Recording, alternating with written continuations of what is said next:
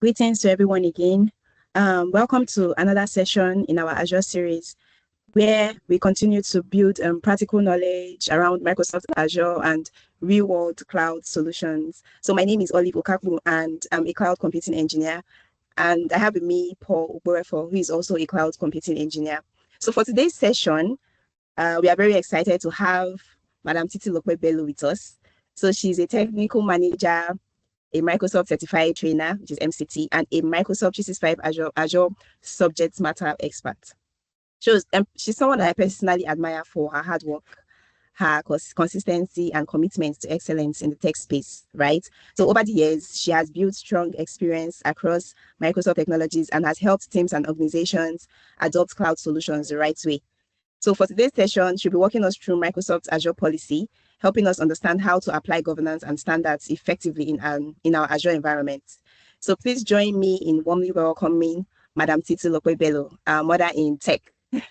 So Madam Titi, please have the floor. Thank you. Thank you so much. I appreciate this. How would I say it? Okay, I think you have said all about me, but thank you so much. I hope I'm audible and clear enough. Yes, ma'am, you are. You are All very right. clear. Thank you. And I'm very, very happy to be here today. And I'm happy to meet even our learner who are joining us on the call. You guys have been doing a great job, and I'm hoping we can take it all together to greater heights, right? You have well said a lot about me. I'm somebody that loves to teach. I love when it's time. I'm an introvert, right? But when it's time to talking in terms of technology or teaching, you can you will be begging for me to stop, right? So, but enough of all of that. I would like to just jump right into the topic of today, which is Azure Policy, right? Azure Policy in the series of the Azure topics that we have been having so far. Today, we are going to be talking about this essential and very important part of Azure, which is actually Azure governance, right? Azure Policy fall under Azure governance. Okay. So, in case you're wondering what it is, we will try as much as possible to break it down for you, and we'll also see practical application of it, right, within an Azure environment. And maybe before I continue, I'd like to ask just a quick question, right? I'm wondering, or have been wondering, if you, as a person, has ever seen an Azure environment where everyone deploys whatever they like, right? Wherever they like it. And just let me know, indicate. I know some of us are beginners, but I also like to ask maybe Paul or Olive, any one of you can contribute to let me know. Have you come across an environment where people just create, just because they have access to credit, they just create resources in whatever region they feel like they want to create it without taking anything in terms of governance into consideration? Have you? No, ma, not at all. All right. Yes. As time goes on, as an IT professional, these are scenarios that you will face at one point or the other within your organization. There are challenges that an administrator or a developer, just because he's been given access to the to this Azure subscription environment, and he said, "Oh, there's a lot of credit," or sometimes they don't even have a view to the credit that is available to them, but they just kept creating resources. Now, when it comes to governance, there are things that have to be put into perspective. For instance, region is very important. In our side of the world, right?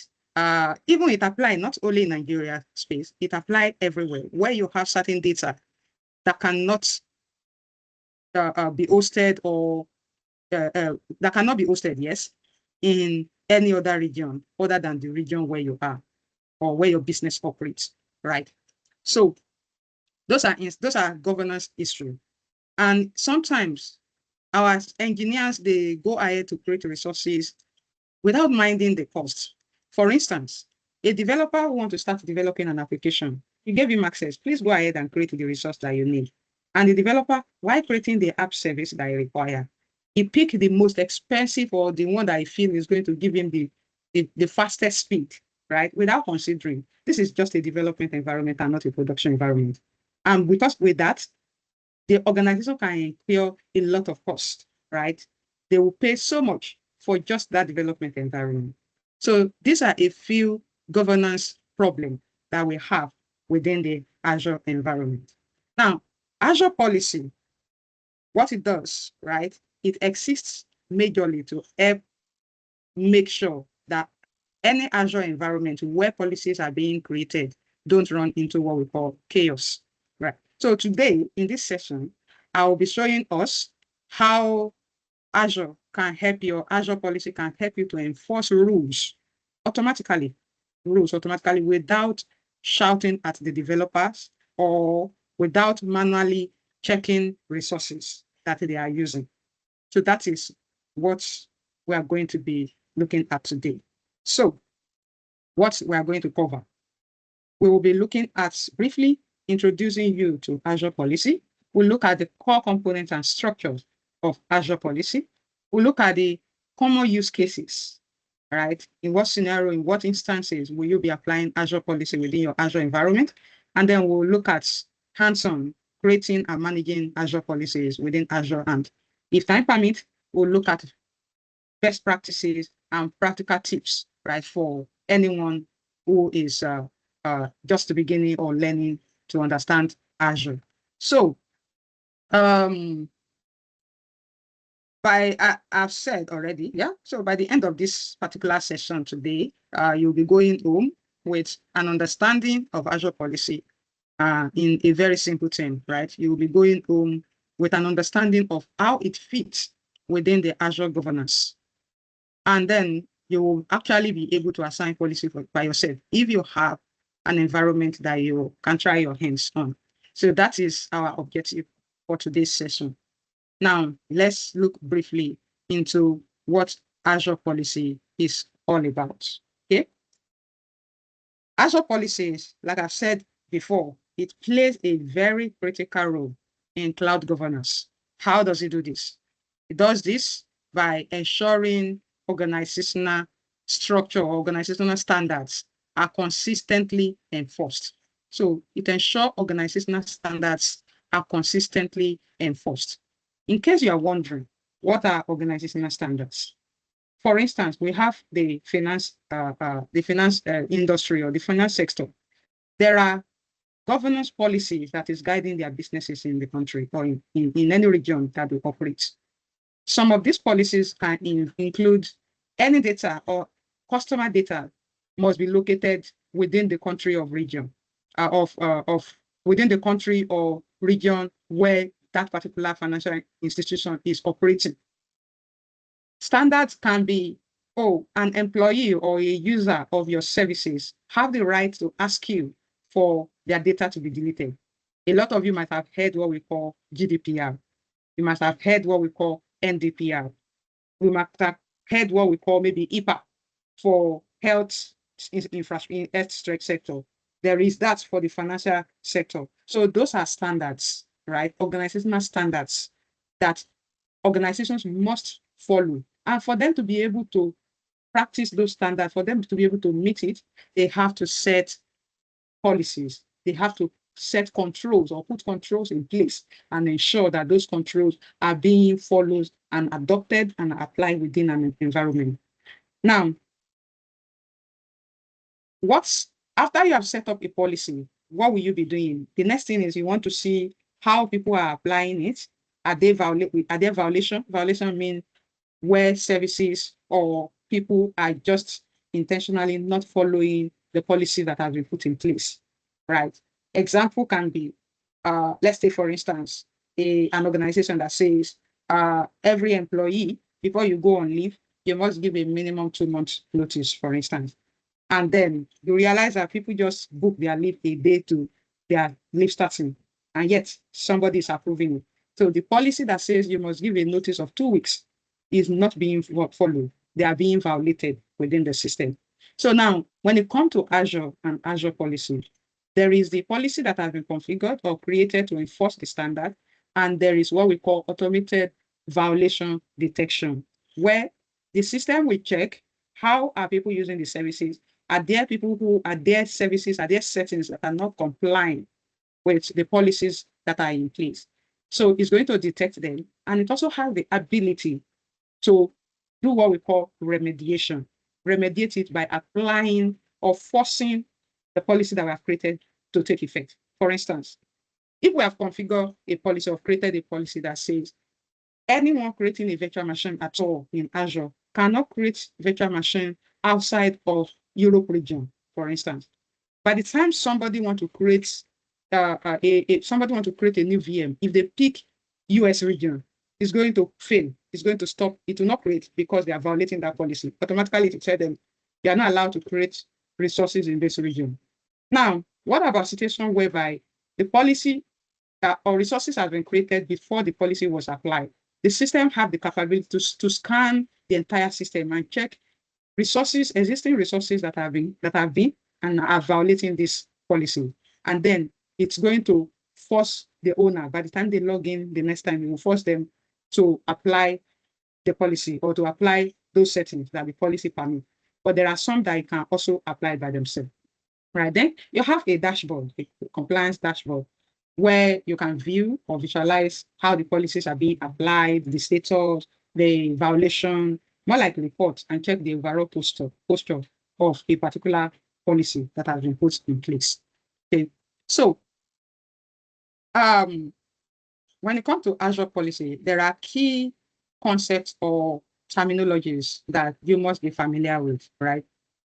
One is the policy. What are policy? Policies themselves in Azure, they define specific rules, right? Specific rules and effects to enforce on resources.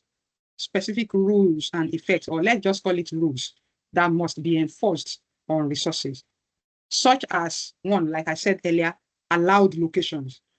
If we say you can only create resources in the Europe region, maybe West Europe, or if we pick Europe generally, it means you can create in the West Europe, you can create in the South Europe, you can create in the East Europe. If we say the location allowed in South Africa, it means you cannot create any resource outside of South Africa. So policies contain set of specific rules, right, to manage resources like location, like configurations, right? While we also have what we call initiatives. Where's my yes, it's my laser pointer. Yeah, we have what we call initiatives as well, right? Initiatives are simply grouping multiple policies together. Right? Initiative, they are simply grouping multiple policies together. We group multiple policies. This is the key word. We are grouping them together. It's not one single policy. It is multiple policy that is becoming an initiative. Now, this, again, you have policy. Policy are a set of rules, that is allowing or denying certain configuration to exist while creating resources. Now, a policy can be a set, but when we say definition, what does this definition mean itself? The definition itself is in a policy. Let's see, we have this policy. Inside this policy, we have rule 1, right? Rule 1 says location. Okay, location is rule 1. And then you have rule 2 saying the price, the maximum or the highest price that you can use within that location is what rule 2 is saying. Rule 3 is saying for user to log into maybe that resource, they must use a particular credential type, right? Those are different rules. Those rules become, when you group multiple rules together, they become a set. And that set is what makes up a policy. Why you group multiple policies together, they become what we call an initiative, right? Initiative, again, they are multiple policies, and they are created to streamline governance and ease management within Azure resources. Then you have compliance monitoring. This, what it does is to just track. It tracks the policy that has been created and reports the application. Report which resource is complying with that policy and which resource are not complying currently, right? That is what Those are the key concept, or that's the concept of policy application within Azure. Then, what are the importance, right, of policy, of Azure policy? Now, Azure policy, like we say, it helps organizations, or it is critical for organizations aiming to maintain governance in a dynamic cloud environment, right? Because the cloud is evolving, there are technologies evolving and things are changing very rapidly. And when you adopt cloud, you look at one thing is speed. You get speed with creating resources, provisioning resources, access, everything. So how do you manage? How do you ensure that even while people, your users are working, your customers are accessing your resources, the resources they are accessing, the data within your tenant or your Azure environment, they are secure and they are fully governed. And you are able to do what we call mitigation of risk. So Azure policy is helping to set governance and then mitigate risk within an environment, within an Azure environment. It also helps an organization to meet auditing and compliance requirements. I talk about HIPAA the other time. I talk about GDPR. So Azure policy can help organizations or enhance compliance within organization with standards like ISO certification, right, and enabling faster audit readiness. So if the government or the have given set a particular standard of operation for your business, and you're using Azure and you're aware of this standard, you set up Azure policy to help you meet some of those standards. By the time you are doing audits a lot of time, the auditors will ask for verification. They will ask you for the policy that you have created. They will ask you for how are users meeting them? What are the evidence, right, that you are applying those policies, or that those policies are actually being applied. So Azure policy allow you to be able to get ready for your audit, right? And reduce the risk or the stress of you looking for data here and there. Then when we talk about configuration management, Azure policy also reduces configuration drifts, right? In a situation where you have to set up a policy, a resource in Azure, and you want every resource to be tagged. For instance, if you are within a large organization where they have subsidiaries, or they have larger other departments, they have the finance department. Finance have their own applications that they usually use. So finance might request a virtual machine to host their application. You have your developers who are developing apps for your business. They will need apps, database access. They will need app source, app service plan. They will need a lot of things to run your applications and build their code or write their code, test it, and deploy it to production, right? You can configure Azure policy to help you enforce things like tagging. You can say a tag can be, a tag can tell you who has that resource, who is using it, what is it used for, what location is it in, right? What type of resource it is. So those are kind of configuration that you can use policy to push. And when you have all of this in place, you will prevent your Azure environment from drifting away from the configuration or recommended configuration for your environment. That is majorly. Now let's look at I think I've already talked about this. My slide is kind of duplicated, kind of. But again, right now, let's look at very quickly again. We talk about core components of Azure. One of it is policy definition. Policy definition here now. A policy is a set of codes or set of rules that is defined within a JSON file. You can actually create a policy, you can export it and even take it to another Azure environment. And you can bring from another Azure environment and come and import it and then apply it within your environment. So the definitions are usually a JSON file. They are usually JSON files that then specify the conditions and effects for resources or for resource governance within Azure. Then you have parameters. Parameters allow reuse and customization of policies across different resources and environment, right? That's parameters again in definition. They allow the reuse and customization across resources. This way, they are enabling what we call scalable governance. So where you have to be redefining recreating rules again and again, you can actually reuse those rules within the Azure environment. For example, right, a policy that allowed VM sizes uses parameters to specify the size, right? It uses parameter to specify the size. Parameters will now be okay. A key pair value, right? Where you have size, then you equals size equals what do you want the size to be? Maybe a V2 or DV3 or D3 V1 or V3. Those are how you define parameters, right? So this way, it's easily tailored per department or even environment. And then it creates what we call modularity, right? It supports modular and flexible and flexibility within your environment. So this way, you will not have any need to start creating multiple rules and creating duplicate rules within your environment. That is just simply how I can put policy definition. Now, we talk about initiative the other time as well.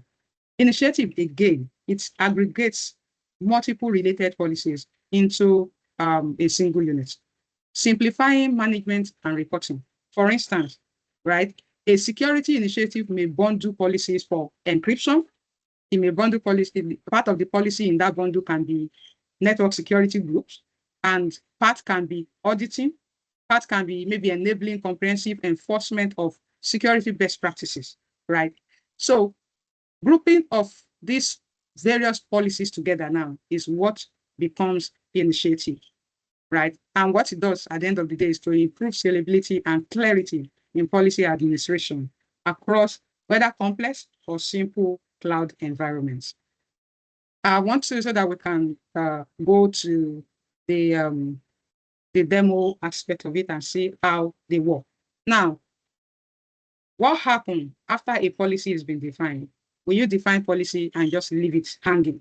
So one of the things that you also need to be aware of is what we call assignments, right? Policy assignments. And for you to assign policy, you can assign policy at different levels. So assignments, right? What it does is apply that policy or initiatives to specific scope. Scope, where we said now, I want to believe you guys have gone through scoping or management grouping or management scope within on Azure. I want to believe you have created that topic. Or if you have not, we can look at it sometime in the future to break it down. But I'll just try to talk a little bit about it. Now, when you have your Azure tenants, there's what we call management scope or Azure management within or structure within Azure. The global administrator have the let me bring it up. There's a global administrator. Let's say it's like this. You have your Azure standing here. Under this, you can have, this is the tenant, right? In this tenant, you can have maybe 3 subscription or 3 management groups. This is the overall management group, parents, right? This parent group. This parent group. Under this parent, we will now have sub group here. We can have a management group for, let's make it simple. We can have a management group for developer, right? Dev team here. We can have one for IT, right? And we can have one for maybe general business. Any other group. That's just an example. General business or GB. Okay, GB. Right. In each of these management groups, we can have sub, or we now have subscriptions. Under this dev, we can have subscription for development, for production, for testing, or UAT. Yeah, under IT, we may have maybe 2 subscriptions. We can have maybe for production, and we can have for lab. And for the general, maybe here is where you have things for finance, right? Maybe you have for marketing, they have their app too, and you have for HR. Okay. Now you have the parent here, which is the top scope here. Then you have this subscope, 3 subscope here. Now under each of these subscope is where you now have your various subscriptions that you have purchased, right? So this segment here is what they call management group or management scope or the scope. Any policy you apply from here travels down. Any that you apply from here travels down, right? But it will never go up. It will always come down, but not go up, right? So those are what they call scope or scoping within Azure. Now, I think I've been able to explain here now, assigning the policy level, and then scoping, tailoring the policy or the policy enforcement only where it is relevant. If we want the policy developers, we don't want them to just be creating resources with high-end machines. We can apply policy just from this scope to everything developer is doing, right? That is a way to tailor it. And then we can then see, because we are tailoring it, the scoping enable effectiveness. Where a developer cannot create a resource that costs more than maybe $100 per month, an IT may be able to create a resource that can go as far as $200 per month, right? Those are scoping, and those are areas where you say, I need to apply different policy to these people, different policy to IT, different policy, and different policy to the parent itself. But note, any policy you apply at the top level or the root level will always travel down. Just note that. Okay. Just to check, I want to check that there are no questions or somebody calling my attention for anything. All right. Do we have any questions so far before I continue? On my end, Pastor, no, I don't have any question. All right. All right. Thank you. So I will just continue very quickly. Now, I know in the course of speaking, we must have talked about a few scenarios where we can apply them, right? Sorry, let me remove this my where we can apply them. Yes, I've removed it. Okay. So now here we have, for instance, these are practical application of or use case scenarios where policies can be applied again or enforced. One, tagging. It's a very good example. Like the diagram we drew just now at the top. Right, let me go back a step. Hope I've not told you. Hope I've not there. Okay, here. You remember we have parent, we have dev, we have IT, we have general usage. Now, if I go to common usage scenario, we can enable tagging and we can enable configure policy to force naming convention, right? Tagging, again, is helping to improve resource management. This way, you can use tagging for cost tracking. So at the end of the month, you want to know how much are developer or the development arm of the business, how much are they consuming, how much are they using, how much are they spending, right? This at the same time, what is IT costs? That's IT. They're setting up the Active Directory, every other resources server that they're spinning up in Azure. How much are they spending monthly?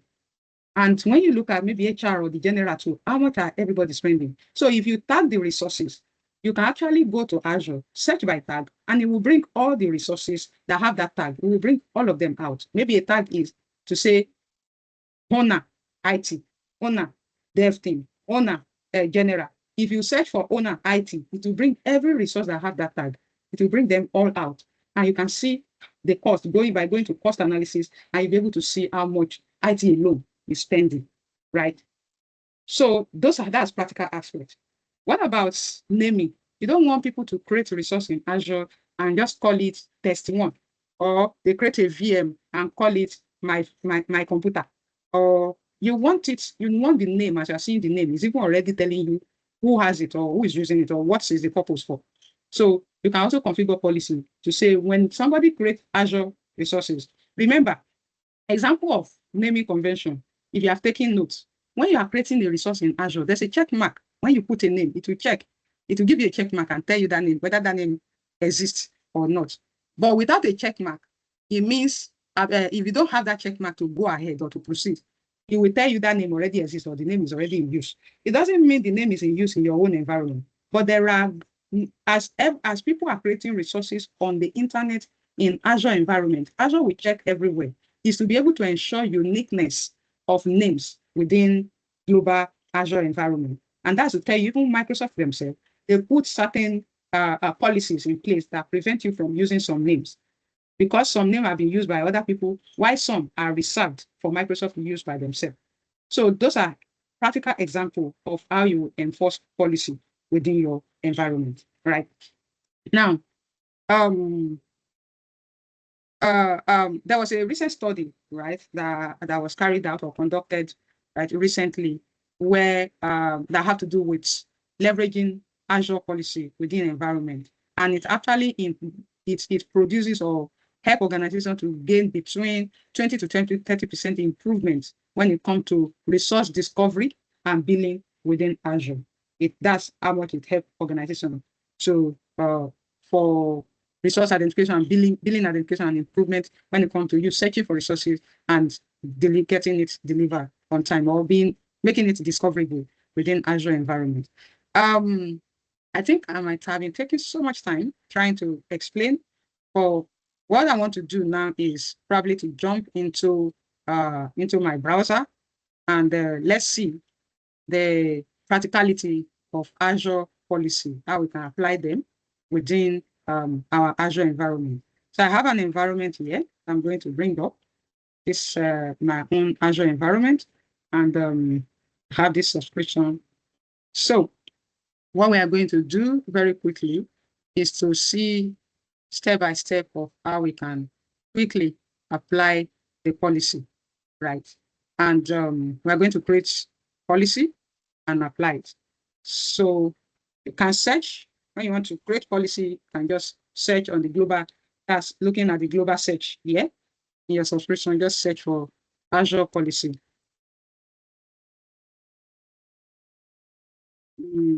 Yeah, before you will see it as Azure policy, but now Azure just call it policy. So this is it here. I'm going to click to open it up. You bear with my internet. So you remember one of the things that we said is you have a compliance dashboard that show you the policy compliance, how you are complying or how your resources are complying within your environment. Currently, I do not have any policy configured or created within this environment, right? And then if I have, this is where you will see them. You'll see policy compliance, how many is in compliance and the one not in compliance. If you have applied initiative, this is where you will also see at a glance, right? You can see and you can edit the card to include what you want to see and what you don't want to see at a glance. Then, if there are remediations that have been configured and resources that needed to be remediated, right, you will see them here. If anyone is pending, and the compliance currently is 100%. It will be 100% because I do not have anything, any policy, right? But if, let's say, out of 5 policy, 4 are compliant, that's about 80%, right? So that's the way where you see the policy compliance right within the environment. So now I'm expanding the authoring here, right? Under the authoring, you have definition, you have assignment, okay? If we go to definition, right, you are going to see a lot of policies. Now, there are policy types. When it comes to policy in Azure, there are policy types. There is the custom policy, and there are Microsoft defined policy, or default policy and custom policy, right? Default and custom policy. Again, there's another type that is called whether it's static, whether it's built-in. Just those 2 major types is what you have, right? So what we can do first is to look at a few policy definitions that are here. Each of these that you are seeing here, they are JSON file. They are JSON file, and you have so many of it. Currently, you have 3,342 policies existing within my environment without me creating it. So these are policies that come out of the box as you sign up for your Azure subscription. So we can even search already. We might see things. Let's look at tags. You see, all of these policies now that we are seeing here, they have one relationship or the other with tagging, resource tagging. Look at this. It said append a tag and its value to resources. Let's look at this. Inherit a tag from subscription. Or let's look at this append. Or require, yeah, this best one. Require a tag. Look at it. Tag. Category type is tag. So let's look at this. Let's edit this one. Require a tag. Now, looking at this particular policy definition, right? We have a name for it. We have a version for it. And then you have a little bit of description. It says enforces a required tag and its value. Does not apply to resource groups, only resources. So it means if you apply this policy or you assign this policy, what it means is whenever anybody want to create a resource and there's no tagging, it's going to force them, it's going to ask them to put a tag before they can save it. If they don't put a tag, see, available effect is denied when there's no tag specified for a resource that is being created. It will deny the creation of that and it will tell them that you require a tag or your organization require a tag. Now, let's look at the definition. If you notice the display name, this section is the property of the policy itself, right? The display name again, as we have all of this information that we have up here, is what you still have here. If we go further, parameter starts from here, right? This is parameter tab. If I go to parameter tab, yes. So, but I'm going to go back to the definition. Now, from the parameter aspect, can we zoom this thing up? No. Okay. So, from the parameter aspect, let's look at it from parameter. Now, yeah, from parameter, you will see, say tag name, right? Is it what tag name? Need to put a name. What is the type? It should be a string. A string means you have to type something, right? You have to type something in. Then tag value will also be a string. So it can be a name value. It can be, there's no limitation of how long it can be. Nothing is limiting that. So then this is now the policy rule. This is a rule now. If, right? If check the policy will run, if apply or if tag is specified to allow. These are if not, then statement. If not, then statement. That's what the rule look like. This is just the rule. So you will check the resource that the person is creating. If it has, it will pass. If it does not have, right, the field is going to, for instance, this is a tag, parameter, tag name. It will ask them to set tag name to prompt them. Then equals to, the equals to is the tag value. That's the response. So when we are setting now, we might put and say the tag name, it should be the tag name can be, let's say tag should be a string, tag name display. Sorry, let's say the tag name now is location, right? Tag name is location. Or let us say the tag name is owner. If we put owner, you will select it and then you have to put a value. And the value will now be IT or developer. And if the person refuses to put, then deny, right? Deny the person access. This policy, this can be as long as you want. It can contain multiple rules. This is just a single rule. It can contain multiple rules within a policy. Remember, we'll talk of policy sets, right? So these are example, or this is an example of policy. So let's see quickly how we can assign a tag. Let's assign to a resource group. Go back. We have a resource group available. You see, I think I might have some resource groups, but create a new one. Let's create one here. Create a resource group and call it. You can call it AZ series. Or underscore series. Okay, and we want to. This region is okay, West Europe. And I click next. So here, I can already create tags. right? If tags already exist, I will select. This ones already exist, I will select. And I can add other tags. You notice, as you select, it will give you room or option to add further tags, right? So, but let's say we want to use it for costs. Let's look at costs. Sorry, the value is costs, and that's the name. Cost center. We can say again. I think I'm sorry. Then say 00 is the value, because the resource group does not contain anything. It doesn't contain cost. It doesn't consume cost rather. And then we can click next just to see the summary of it. And we click create. This is simply creating. We have just created a resource group and assigned a tag to that resource group. So now that the resource group is ready, we want to enforce tagging, right, on that resource group. We have this resource group here, AZ series, right? And we go back to policy again. Go back to policy again, policy. And we'll go back to authoring and definition. So we're going to set the require tag again.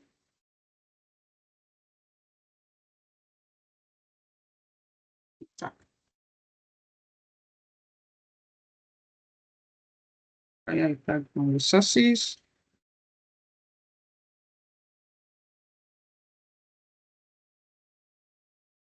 And it's valid. Okay, so select this.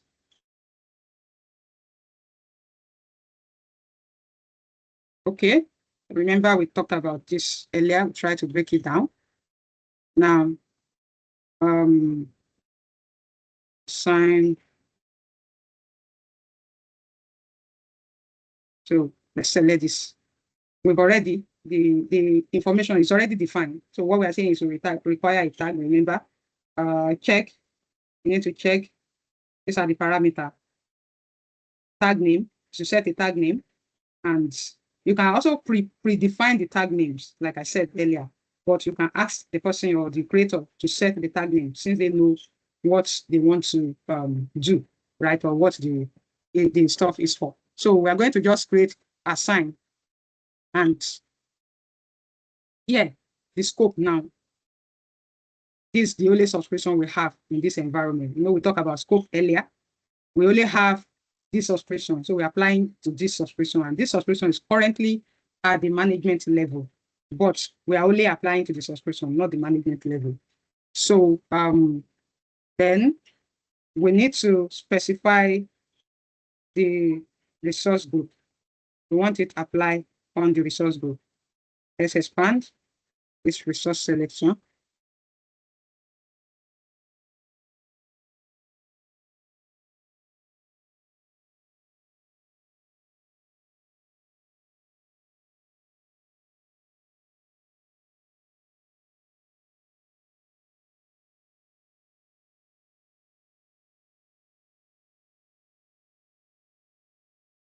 I'm expecting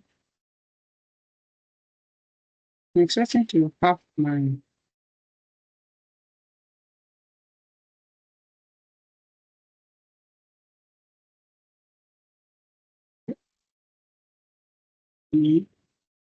back to basic.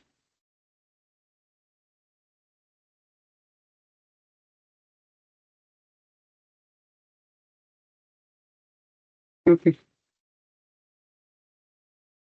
Oh, all right. So select apologies. So now the management level, here at the management level, if you notice, the subscription is at this level, right?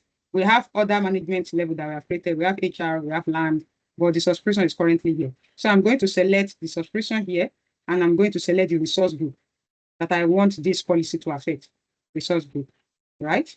And I'll say select, okay? So this policy is going to apply to just the resource group. Collapse this. Now assignments.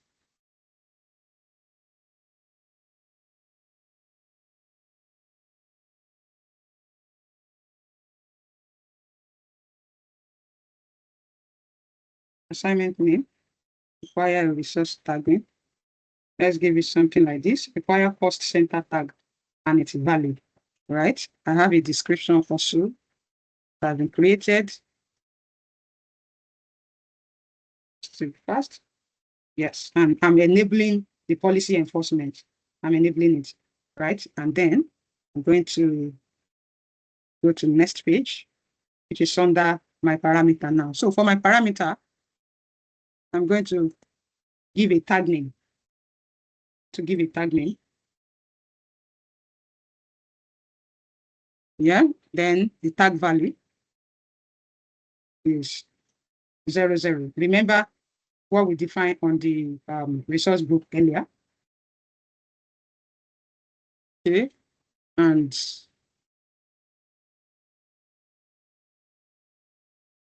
so we just click next. So here now, by default, this assignment will only take effect on newly created resources. Take note, on newly created resources. Existing resources can be updated via the remediation. Remember when I was talking about it, I said, as people are creating new resources, it will force them. But existing resources will, based on if you have applied, is going to ask somebody to take effect or to apply those tags later. Or based on remediation that we have configured, policy that we have configured, is going to automatically set the remediation. If it's something you cannot apply by itself, it will prompt somebody to apply it when next somebody log in and try to access that particular what's it called, resource, right? So, but we are not going to configure any remediation right now. We're going to leave it as it is, and we will go next, or except, yeah, we're okay. We'll go next.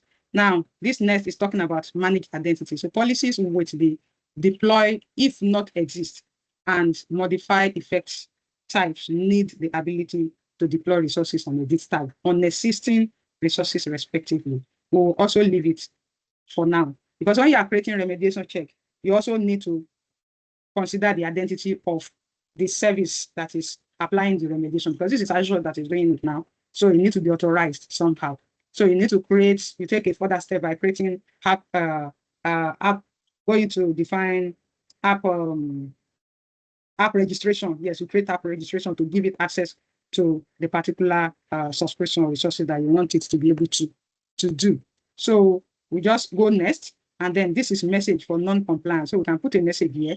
By default, it will tell them and say require a tag, or you can customize the message if you want to, right? To give maybe employee or people that are trying to create, to give them the ability or more information about what we're trying to do.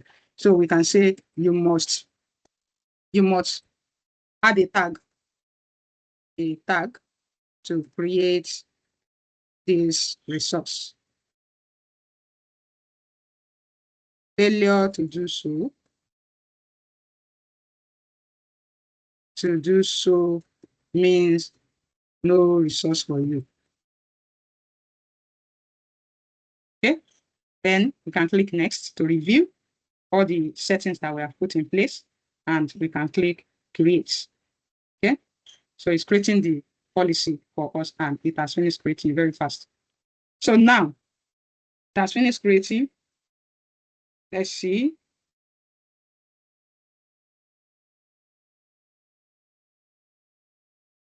Parameters.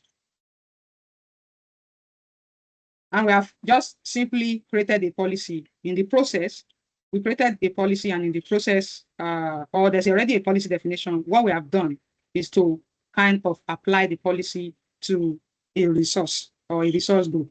Now, to test whether the policy we just created, whether it's okay, we're going to create, we'll go into that, let's create storage account. Storage. Let's create a storage.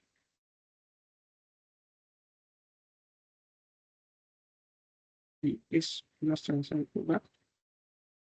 So I go into the subscription, and we'll go into the resource group. Click create.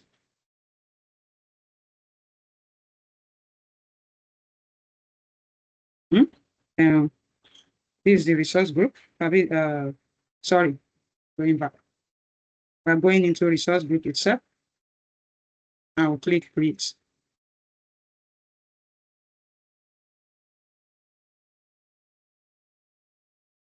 Create and look for storage. Although we can come from the other side where we came from too before, just searching the global and clicking, looking for storage account. So what we'll do, this is Azure storage account. I will click create a storage account.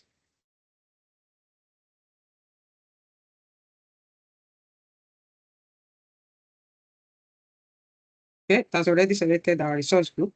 Now, storage account name, we can give it AZ series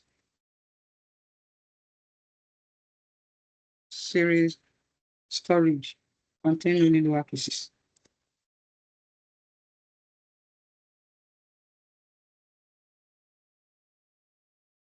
STRG, right? AZ series storage and prefer storage type. Let's call it blob storage. It's okay. Primary workload. This is just call it for data backup performance. Standard tier is fine. And then redundancy, you can leave it as this. Then is there tag anywhere here? Not yet. We get to the tag section in the front here. So what we will do is, because the purpose here is majorly to apply the tag. So we just click next, next, or yes, next, next. We won't apply any tag here. This is the tag. Then we'll click next.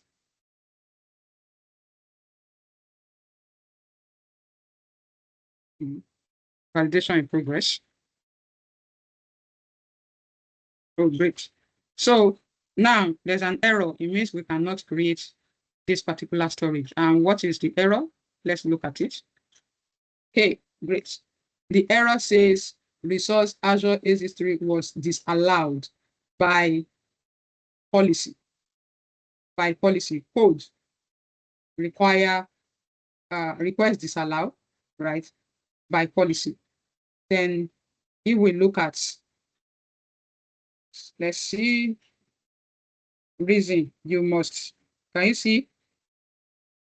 You must add a tag to create this resource. Failure to do so means no resource for you, right?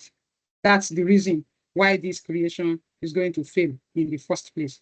And that is the policy that we just apply on the resource group. So the only way for us to create this resource is to actually apply a tag, right? That's the only way. So for us to go further, let's go to the tag and then we select cost center, right? 00. So we can put cost center 00. This is more like like sorting code. So it's not that it's cost. Like sorting code is what this means. So now let's do review again. It will pass now because now we've assigned a tag to it.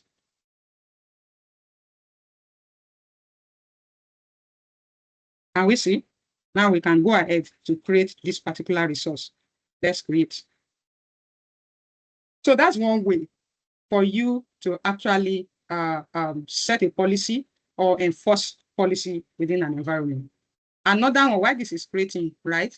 Another one can be to enforce encryption. When we go to the encryption section of that storage account that we just created, we didn't do anything on it. But let's say we have also created a policy or assigned a policy that forces encryption. We'll have to select the encryption option under that tab as well. So I know that we have kind of overspilled the time. And then in case, do we have, oh, all right. So I think, do we have any question so far? We have just created a resource and we can see the resource that we have created. Right, do we have any questions so far? From my end. Okay. So I think, yes, also because of time, right, just for us to quickly see the resource that we have created. This is the resource we just created. This is our resource group. Sorry, this is the resource we just created, and you can see the cost, the tag value. So let's say I just go home now. I want to know who are the people that are using that, or how much at the people that are using a particular tag. So we can look for cost center. Cost center is a tag. Service. Okay. Now let's go to tags. So in tags, we have all the tags that have been defined. So we can click this guy. When we click it, we'll see the resources. This is the resource group, and these are the resources within that. So let's say we want to know how the person is, how much they are using, right? Manage view, how much they are using. I'm trying to see because we do not have so much here. Okay, just a moment.